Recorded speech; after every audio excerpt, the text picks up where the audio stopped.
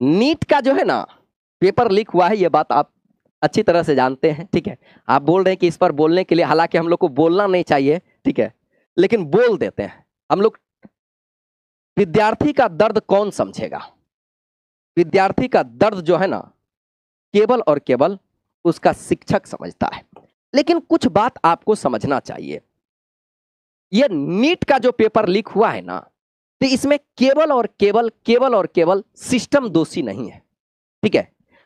उस परिवार का जो होता है ना, वह पेरेंट्स भी दोषी होता है जो वोटिंग करने के लिए जाता है बाबू, ठीक है। हालांकि ये पॉलिटिक्स पर हम लोग को नहीं बोलना चाहिए, लेकिन कौन बोलेगा? हम लोग नहीं बोलेंगे तो, ठीक है। जब हम लोग के यहाँ कोई अच्छे सांसद को खड़ा कर दिया जाता है, कोई पढ़े लिखे जो था एमएलए को खड़ा कर दिया जाता है, तो उसको हरा दिया जाता है। जिसका किताब पढ़ करके लोग विद्वान होता है, जिसका किताब पढ़ करके हम लोग यहां तक पहुंचते हैं, उसको जो होता है चुनाव में हरा दिया जाता है। और आप उम्मीद कीजिएगा कि नीट का पेपर जो है आपका, यहां जितना भी क्वेश्चन होता है, जितना भी एग्जाम होता है, वो आपका सुचारू ढंग से चले, अच्छा से हो, तो ये नहीं हो पाएगा, ठीक है। हम लोग जब नेता चुनते हैं ना, नेता चुनते हैं तो अपने परिवार का चुनते हैं, नहीं। जब अपने परिवार का चुनते हैं तो अपना परिवार वाला तो आपको धोखा देबे करेगा, ठीक है। तो सबसे पहले बाबू कहीं ना कहीं हम लोग इसमें तो दोषी है। दूसरा का बाबू, एक तो सिस्टम, एक सरकार, और एक हम लोग स्वयं इसके लिए जिम्मेदार होते हैं, ठीक है। हम लोग भी तो जिम्मेदार हैं। हम ही लोग में से कोई है जो लीक करवाने के लिए जाता है, हम ही लोग में से कोई बेईमान है जो लीक करवाने के लिए जाता है। इससे क्या होता है? अच्छे विद्यार्थी का भविष्य जो है खतरा में चले जाता है, अच्छा विद्यार्थी कुछ नहीं कर पाता है। दूसरा बात ये समझिए आप, ठीक है, एक राघव चड्ढा नाम का जो था ना, राघव चड्ढा ही उसका नाम था शायद, ठीक है, आम आदमी पार्टी का नेता था, ठीक है। वो बहुत बोलता था, अब तो वो बदल गया है, ठीक है, अब तो वो दूसरे पार्टी में चले गया है, पता नहीं अभी किस पार्टी में है। लेकिन उसका हम एक भाषण सुने थे। वो बोला था क्या कि भारत में ना आईपीएल चलता है, आईपीएल, और यह आईपीएल दो प्रकार का है। अगर आप लोग को पता होगा तो आईपीएल चलता है ना, ओ आईपीएल लिख दिया ना, ए लिख दिया ना, आईपीएल चलता है, आईपीएल, ठीक है। बोला कि भारत में दो प्रकार का आईपीएल चलता है। एक आईपीएल होता है इंडियन प्रीमियर लीग, ठीक है, और एक आईपीएल होता है इंडियन पेपर लीग, ठीक है। तो सबसे ज्यादा ये इंडियन प्रीमियर लीग से जो है ना ज्यादा हम लोग के भारत में इंडियन पेपर लीक वाला जो होता है, इंडियन पेपर लीक वाला आईपीएल चलता है। यानी कि हर एक एग्जाम का पेपर लीक हो जाता है और सरकार को पता नहीं चलता है। इसलिए भी नहीं पता चलता है क्योंकि जिस सिस्टम के द्वारा जो संस्था इस एग्जाम को करवाती है ना, वह कहीं ना कहीं सरकार को प्रॉफिट देती है, तो सरकार मुंह पर जो है ताला लगा करके बैठा होता है। हम लोग के यहाँ शिक्षा मंत्री को शिक्षा का देखे हैं स्तर क्या है, ठीक है। जिसको कुछ नॉलेज नहीं है उस शिक्षा मंत्री बनता है, ठीक है। कहीं से आया कोई मंत्री बन गया, ठीक है। ऐसा देश में जो है ना, चाणक्य को अगर आप पढ़िएगा ना, चाणक्य को अगर पढ़िएगा तो आपको पता चलेगा चाणक्य जो एक देश की कैसा कल्पना किया था। हम लोग ना ढोल पीटते हैं, हम लोग विश्व गुरु हैं, विश्व गुरु है, विश्व गुरु है, 2047 तक हम विश्व गुरु बन जाएंगे। गधों, 2047 तक आपका औकात है विश्व गुरु बनने का।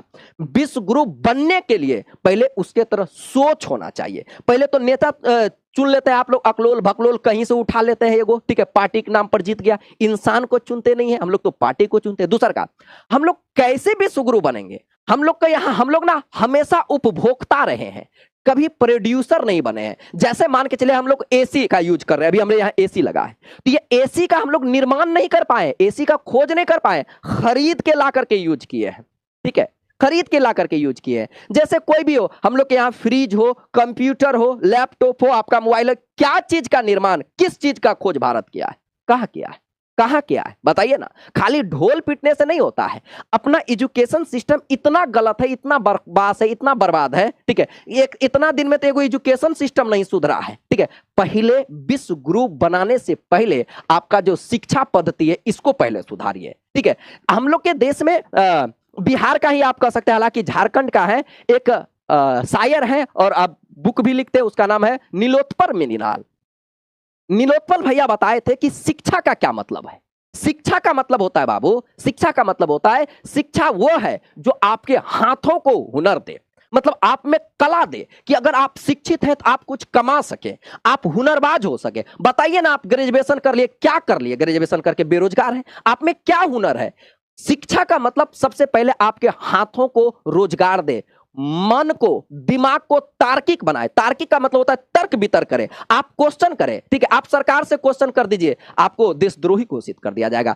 समझ रहे हैं ना, बड़ा बड़ा आदमी को कैसे करके ये किया जा रहा है, ठीक है। तो आप तार्किक बने। शिक्षा का मतलब ये होता है कि आप तार्किक बने, आप एक विवेकपूर्ण इंसान बने, एक सभ्य इंसान बने, एक सभ्य समाज का जो है कल्पना कर सके, एक सभ्य समाज का आप निर्माण कर सके।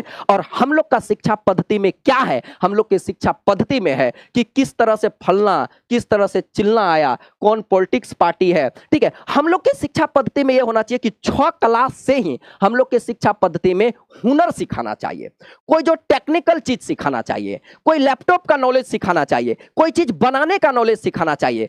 विदेश से तो कुछ सीखने का औकात नहीं है और चलते हैं विश्व गुरु बनने के लिए। ठीक है, आप 47 में विश्व गुरु बन जाइएगा, लेकिन इस साल का टारगेट आपका क्या है? क्या कर रहे हैं विश्व गुरु बनने के लिए? बताइए आप क्या कर रहे हैं? हिसाब दीजिए हर साल का कि हाँ हम विश्व गुरु बनेंगे। जैसे आप बाबू टॉपर बनिएगा, ठीक है, आपने टारगेट कर लिया कि 2027 में टॉपर बनेंगे, तो 2027 में टॉपर बनने के लिए हर दिन का आपका एक टारगेट होगा कि आज ये पढ़ना है, कल ये पढ़ना है, परसों ये पढ़ना है, तब ना आप टारगेट पूरा कर पाइएगा।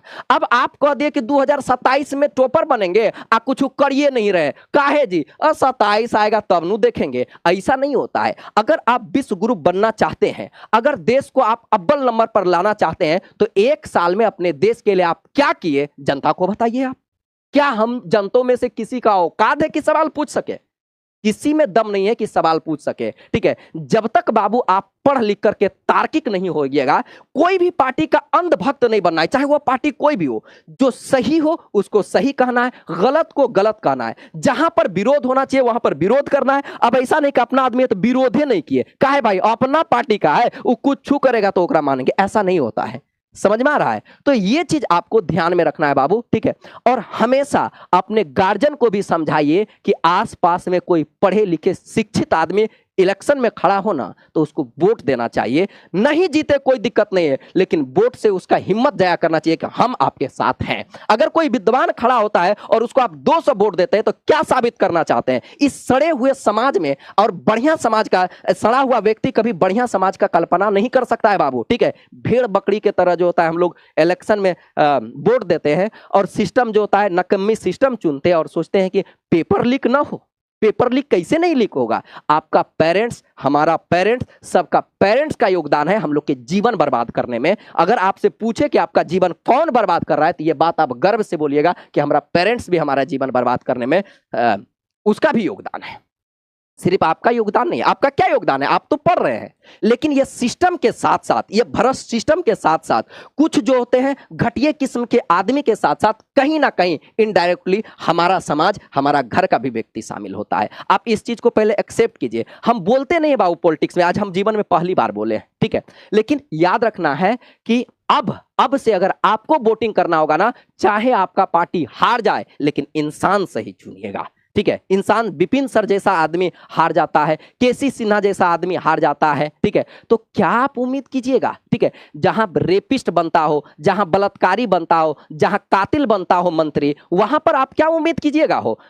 गलत इंसान कभी भी सही नहीं सोचेगा, हमेशा गलत ही सोचेगा। तो सबसे पहले सही इंसान को चुनिए और बाद जो होता है आप विश्व गुरु बनाइएगा। उसके बाद जो होता है, अब बिहार का तो, बिहार में तो बीपीएल चलना चाहिए, बीपीएल, ठीक है। ये बहुत ज्यादा चलता है, बिहार पेपर लीक। ऐसा कोनो एग्जाम में नहीं होता है जिसमें बिहार में पेपर लीक नहीं होता है, ठीक है। ऐसा कोई एग्जाम नहीं होता है। बताइए बिहार इतना बदनाम है, इतना बदनाम है कि कहने का बात है नहीं। बदनाम बदनाम खाली बदनाम ये होता है, ठीक है। अब देखिए ना, बीपीएससी बिहार एसएससी का फॉर्म खाली भरवाता है, बिहार एसएससी का फॉर्म भरवा लिया है, अब साले साल जो आता है एक बार टोन देता है, फिर से फॉर्म भरो, फिर से फॉर्म भरो, सरकार के पास पैसा कम है, फिर से फॉर्म भरा बच्चा, एग्जाम हो ये नहीं रहा है, ठीक है। 2014 में जो फॉर्म भराया जाता है ना, वो 2020 में 21 में आकर के एग्जाम होता है, जब आदमी अपना आपा खो देता है, जब उसको याद भी नहीं होता है कि हम फॉर्मों भरे थे। उसी तरह से अब कई दिन से जो होता है बिहार एसएससी का फॉर्म भरा है और फिर बीच में क्या होगा